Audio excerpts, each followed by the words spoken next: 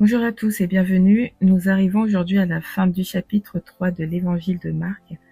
Après avoir vu Yeshua confronté à l'incompréhension de sa famille et aux accusations très graves des chefs religieux, Marc nous rapporte une parole courte mais extrêmement puissante.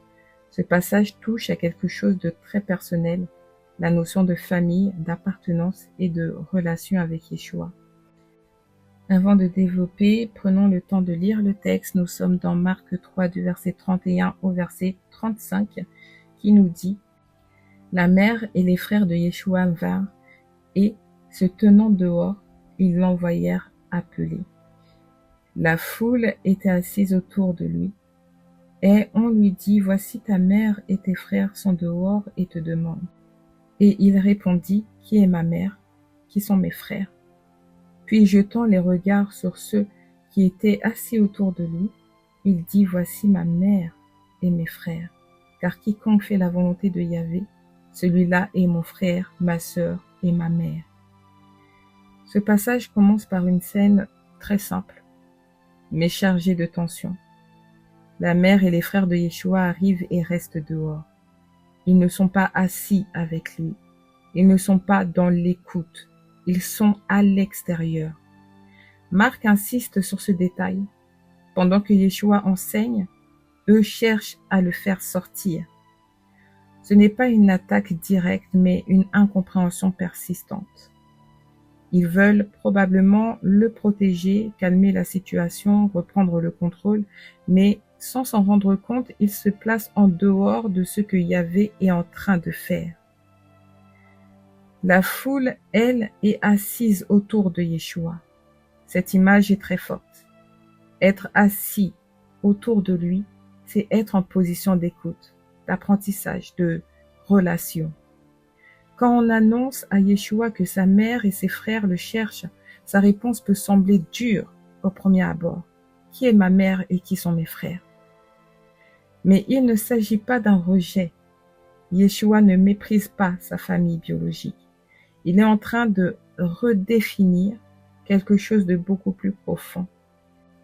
En posant cette question, Yeshua élargit la notion de famille. Il regarde ceux qui sont assis autour de lui et déclare « Voici ma mère et mes frères ». Autrement dit, l'appartenance au royaume de Yahvé ne se fait pas par le sang, par la naissance ou par les liens naturels, mais par la relation et l'obéissance. La vraie proximité avec Yeshua ne dépend pas d'un lien familial, mais d'un cœur disposé à faire la volonté de Yahvé.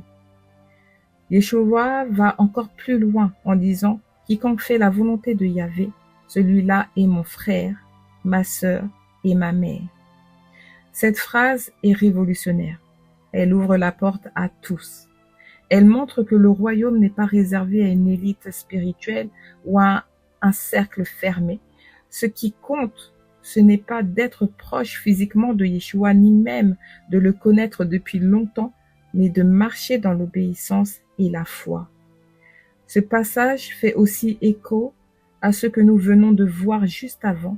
Les scribes étaient proches de la loi, mais loin du cœur de Yahvé. La famille de Yeshua était proche par le sang, mais encore en décalage avec sa mission. À l'inverse, ceux qui sont assis autour de lui, à l'écoute, deviennent sa vraie famille. Cela nous rappelle que la proximité spirituelle compte plus que toute autre forme de proximité. Enfin, ce texte nous montre que suivre Yeshua implique parfois un déplacement intérieur.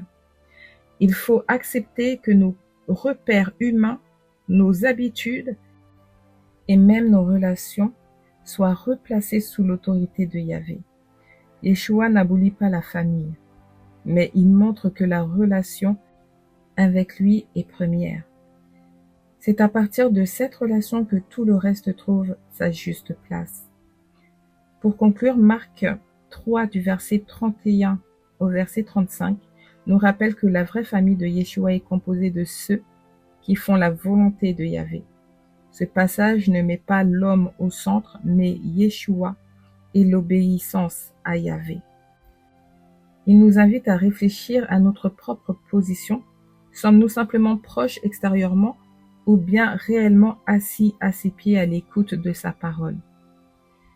Yeshua nous ouvre une porte extraordinaire, celle d'entrer dans une relation profonde et vivante avec lui. Non par un héritage ou une tradition, mais par une foi active et une obéissance sincère. Être disciple, c'est appartenir à cette famille-là, une famille bâtie autour de Yeshua, sous l'autorité de Yahvé. N'hésitez pas à partager vos réflexions en commentaire, à transmettre cette étude à vos proches et si vous n'êtes pas encore abonné, abonnez-vous afin de ne rien manquer de la suite de cette série sur l'évangile de Marc. Shalom, c'était la prophétesse Naomi.